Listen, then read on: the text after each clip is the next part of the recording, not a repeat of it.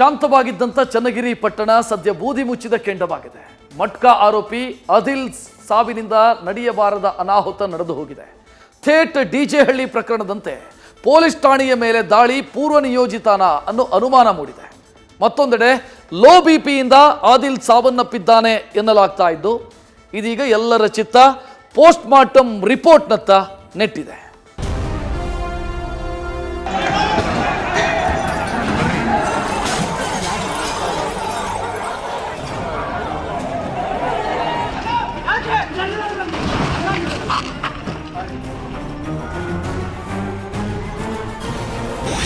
ಕೆಜೆಹಳ್ಳಿ ಡಿಜೆಹಳ್ಳಿ ಮಾದರಿಯಲ್ಲೇ ದಾಂಧಲೆ.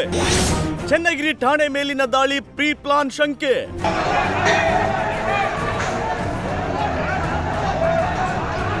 ಪೊಲೀಸ್ ಠಾಣೆಯತ್ತ ನುಗ್ಗಿ ಬಂದ ಉದ್ರಿಕ್ತರ ಗುಂಪು. ಪೊಲೀಸ್ ವಾಹನಗಳ ಮೇಲೆ ಕಲ್ಲು ತೂರಾಟ, ಉದ್ರಿಕ್ತ ವಾತಾವರಣ. ಕಳೆದ ರಾತ್ರಿ ಚನ್ನಗಿರಿ ಪೊಲೀಸ್ ಠಾಣೆಯ ಮೇಲೆ ನಡೆದ ದಾಳಿಯ ಭಯಾನಕ ದೃಶ್ಯಗಳಿವು. ಇದೀಗ ಈ ಗಲಾಟೆ ಹಲವು ಅನುಮಾನಗಳಿಗೆ ಕಾರಣವಾಗಿದೆ. ಚನ್ನಗಿರಿ ಪೊಲೀಸ್ ಠಾಣೆ ಮೇಲೆ ನಡೆದ ದಾಳಿಯ ದೃಶ್ಯಗಳನ್ನ ನೋಡ್ತಿದ್ರೆ ಥೇಟ್ ಡಿಜೆ ಹಳ್ಳಿ ಕೆಜೆಹಳ್ಳಿ ಪ್ರಕರಣವೇ ನೆನಪಾಗುತ್ತೆ. ಹೀಗಾಗಿ ಚನ್ನಗಿರಿ ಪೊಲೀಸ್ ಠಾಣೆ ಮೇಲೆ ನಡೆದಿರುವ ಅಟ್ಯಾಕ್ ಕೂಡ ಪ್ರೀ ಪ್ಲಾನ್ ಗಲಾಟೆಯ ಎಂಬ ಅನುಮಾನವನ್ನ ಮೂಡಿಸಿದೆ.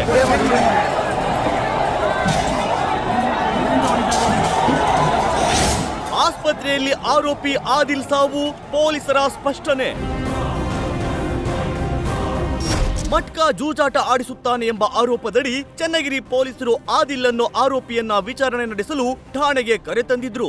ಆದ್ರೆ ಆತ ಪೊಲೀಸರ ವಶದಲ್ಲಿದ್ದಾಗ ಮೃತಪಟ್ಟಿದ್ದು ಲಾಕಪ್ ಡೆತ್ ಆರೋಪ ಕೇಳಿ ಬಂದಿದೆ. ಆದ್ರೆ ಆರೋಪಿ ಲೋ ಬಿಪಿಯಿಂದ ಬಳಲುತ್ತಿದ್ದ. ಠಾಣೆಗೆ ಕರೆತಂದ ಕೆಲವೇ ಕ್ಷಣದಲ್ಲಿ ಕುಸಿದು ಬಿದ್ದಿದ್ದು ಆರೋಪಿಯನ್ನ ಆಸ್ಪತ್ರೆಗೆ ದಾಖಲಿಸಲಾಗಿತ್ತು. ಪೋಸ್ಟ್ ಮಾರ್ಟಂ ವರದಿ ಬಂದ ಬಳಿಕ ನಿಜವಾದ ಕಾರಣ ಗೊತ್ತಾಗಲಿದ್ದು ನಿಷ್ಪಕ್ಷಪಾತ ತನಿಖೆ ನಡೆಸುವುದಾಗಿ ಎಸ್ಪಿ ಭರವಸೆ ನೀಡಿದ್ದಾರೆ. ಸೊ ಈಗ ಪೋಸ್ಟ್ ಮಾರ್ಟಮ್ ರಿಪೋರ್ಟ್ ಬರಬೇಕಾಗ್ತದೆ, ಏನಾಗಿದೆ ಅಂತ ಹೇಳಿಬಿಟ್ಟು ಅದಾದಮೇಲೆ ಏನಂತ ಗೊತ್ತಾಗುತ್ತೆ.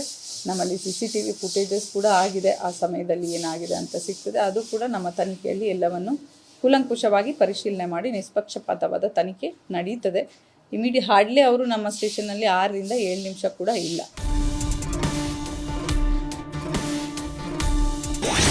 11 ಪೊಲೀಸರಿಗೆ ಗಾಯ, 7 ವಾಹನಗಳಿಗೆ ಹಾನಿ.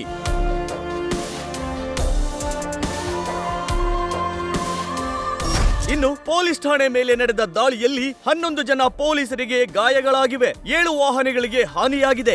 ಈಗಾಗಲೇ 4 ಪ್ರತ್ಯೇಕ ಪ್ರಕರಣ ದಾಖಲಿಸಿಕೊಂಡು 166ರ ಅಡಿಯಲ್ಲಿ ತನಿಖೆ ಮಾಡಲಾಗ್ತಿದೆ. ಪ್ರಚೋದನೆಗೆ ಕಾರಣರಾದವರ ಬಗ್ಗೆ ತನಿಖೆ ನಡೆಯುತ್ತಿದೆ ಎಂದು ಎಸ್ಪಿ ಉಮಾ ಪ್ರಶಾಂತ್ ಮಾಹಿತಿ ನೀಡಿದ್ದಾರೆ. ನಮ್ಮ ಠಾಣೆಯ ಮೇಲೆ ಯಾರು ಕಲ್ಲು ತೂರಿದ್ರು ಅವ್ರ ಮೇಲೆ ಕೂಡ ಈಗ 4 ಪ್ರಕರಣಗಳು ಕೂಡ ದಾಖಲಾಗಿದ್ದಾರೆ.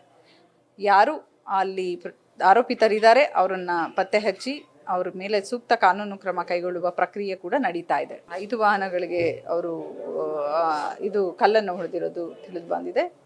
ಅದಲ್ಲದೆ ನಮ್ಮಲ್ಲಿ 11 ಜನ ಸಿಬ್ಬಂದಿಗಳು ಸ್ವಲ್ಪ ಸಣ್ಣ ಪುಟ್ಟ ಗಾಯಗಳು ಆಗಿದ್ದಾವೆ. ಮಾಮೂಲಿ ಕೊಡಲಿಲ್ಲವೆಂದು ಹೊಡೆದಿದ್ದಾರೆ. ಆರೋಪಿ ಪತ್ನಿಯಿಂದ ಅಚ್ಚರಿಯ ಹೇಳಿಕೆ. ಈ ಮಧ್ಯೆ ಆರೋಪಿ ಆದಿಲ್ನ ಪತ್ನಿ ತನ್ನ ಪತಿಯ ಸಾವಿನ ಬಗ್ಗೆ ಅಚ್ಚರಿಯ ಹೇಳಿಕೆ ನೀಡಿದ್ದಾಳೆ. ತನ್ನ ಗಂಡ ದಂಧೆ ಮಾಡ್ತಾ ಇದ್ರು, ಮಾಮೂಲಿ ಕೊಡಲಿಲ್ಲ ಅಂತ ಹೊಡೆದಿದ್ದಾರೆ ಅಂತ ಹೇಳುವ ಮೂಲಕ ಆದಿಲ್ನ ಮಟ್ಕಾ ದಂಧೆಗೆ ಪುಷ್ಟಿ ನೀಡಿಬಿಟ್ಟಿದ್ದಾಳೆ.